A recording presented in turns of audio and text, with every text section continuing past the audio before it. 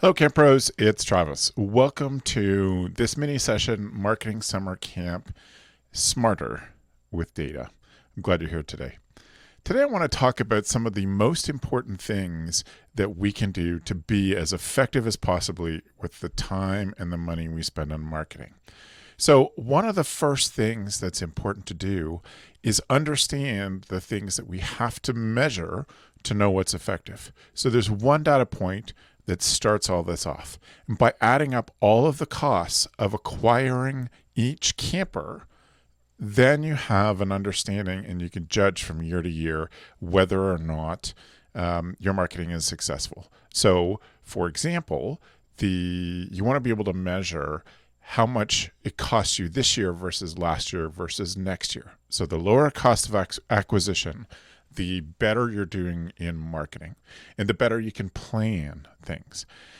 So it's an important data piece to know. So figuring all this out, you figure out how much it costs you to get a new camper. So you divide that by the number of campers within a specific time period, usually a season or a session.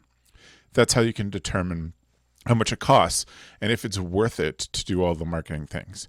So you can have staff fill in their time daily as a way of adding to what the expenses are. There's some obvious things, such as, we spent this much money in our marketing budget, but you need to make sure you include things like how much staff time did it take us. So if you build a simple form that people can put their own times in, then they can say, I spent 2 hours on marketing today.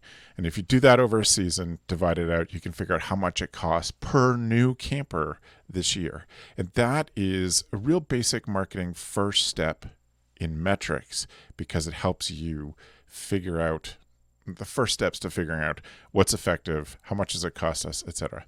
And by making sure that you include the staff time, you leave out a metric that we tend to leave out a lot. We don't put enough value on the time of our staff.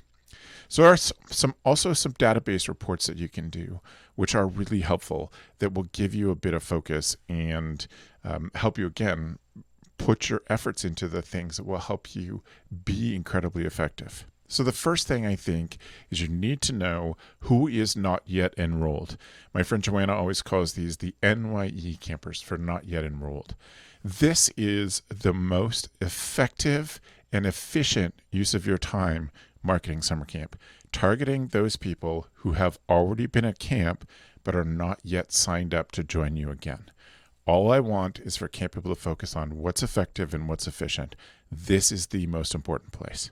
If you can fill camp by getting people to return, then it's a lot less time and effort than just finding people who are searching for summer camp in your area on the internet.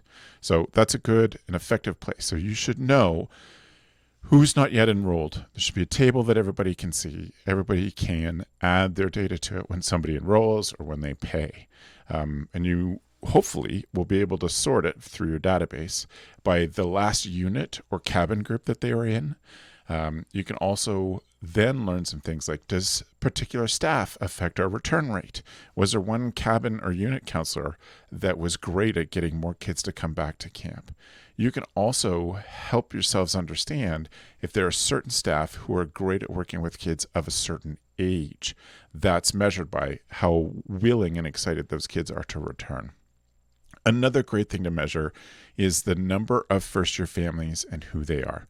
This is a group of people that if you can give them some special attention, they have a much greater chance or much greater probability of returning next summer. So it's worth putting your effort, but you have to identify those people, and staff need to know these ones deserve our patience, some extra calls, maybe some extra video messages or text messages to make them feel comfortable. This is an important part of marketing, but you have to identify those folks, and people have to be prepared to give them some special care and consideration in their first year.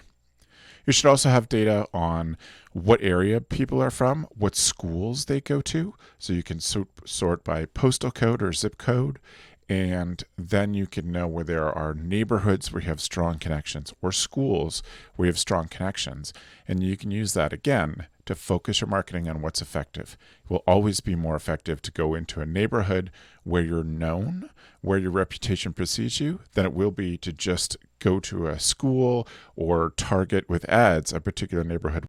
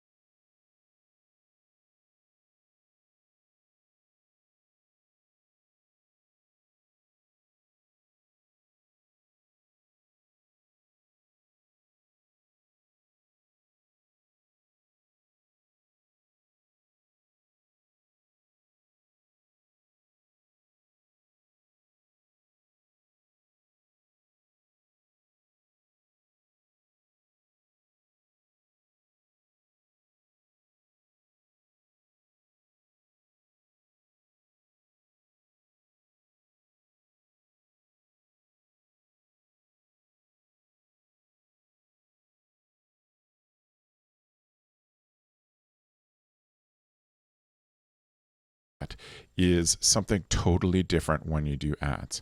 Most people, again, are focused on how many campers do we get from this ad without a real solid way to measure that. But what I really want you to be thinking about and really focusing on is what ads give us the most emails. And so I'll say that again. What advertisement translates into the most emails of families who may be interested? Now, there are some real specific things you can do. And again, this is measurable and it's something that you can test. So you can test that. So with an online ad, I always encourage people to think, what can I give these families for free? A free guide, so a piece of advice, some article or video about parenting, something that we can give them for free so that we get emails.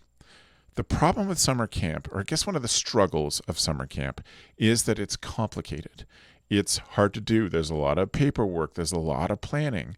And so we need time to build trust with families before they're willing to go through all of those steps.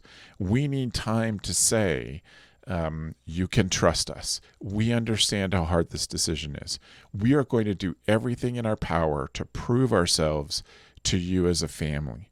And so when you have emails, you can do that.